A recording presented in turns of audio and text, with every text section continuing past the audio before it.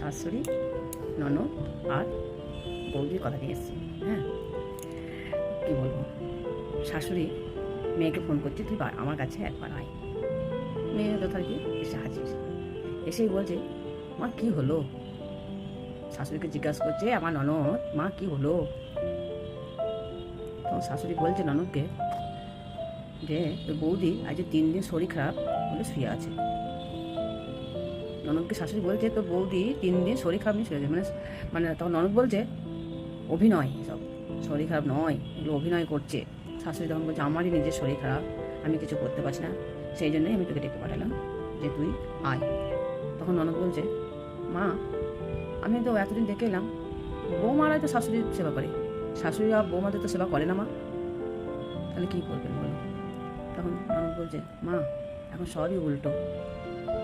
হ্যাঁ, শরীর খারাপের বিয়ে করে ও অভিনয় করছে, মিথ্যা কথা, ও শরীর খারাপ করেনি। তখন ভাই এসে বলছে যে দিদি তুই এসছিস, জানা তো বৌদির খুব শরীর খারাপ, একটু দেখ হাতে পায়ে গায়ে মাথায় হাতগুলা, আমি একটু ওষুধ নিয়ে আসি। ননদ বলে ঠিক আছে। ভাই চলে যাওয়ার পরে তখন ননদ বলছে শাশুড়িকে, মা বৌদি যে এত শরীর খারাপ অভিনয় করে পড়ে আছে, ঠিক আছে, ভাই যে ওষুধ আনতে যাচ্ছে ওর বাবা কি টাকাগুলো দিয়ে পাঠিয়েছে? গাছে ফলে এত পয়সা কোথায় পাবে ওষুধ কেনার জন্য ভাই? ননদ বলছে শাশুড়িকে, ভাই যে ওষুধ আনবে, তখন শাশুড়ি তার ননদে বলছে বৌদি রোগের ভাণ্ডার নিয়ে ঢুকেছে। ননদ তখন বলছে বৌদি রোগের ভাণ্ডার নিয়ে ঢুকেছে। ও তুমিও তো একটা বাড়ির বউ, তুমিও তো একটা বাড়ির বউ, আমাকে যে তুমি বলছো বৌদি রোগের ভাণ্ডার, তাহলে তুমিও তো একটা বাড়ির বউ। ননদরা ভাবে ভাইয়ের বউরা সব অভিনয় করছে, ভাইয়ের পয়সা নষ্ট করছে, তুমিও তো একটা বাড়িতে বউ হয়ে গেছো, তাহলে তো তুমি তাদেরও তো তুমি মানে এরকম তুমিও করো। তখন তোমার কিছু হয় না, তখন তোমার মায়ের কিছু মনে হয় না?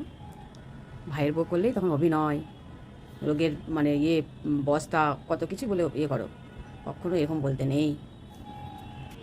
এত করার পরেও যখন বোঝা যায় যে আমি সুখী, তখনই সুখী হয় যখন আমার স্বামী আমাকে বোঝে, আমাকে মূল্যায়ন করে, আমাকে ভালোবেসে আগলে রাখে। তখন আমি বুঝতে পারি শাশুড়ি ননদ যাই করুক না কেন, আমার স্বামী আমাকে মানে খুবই ভালোবাসে।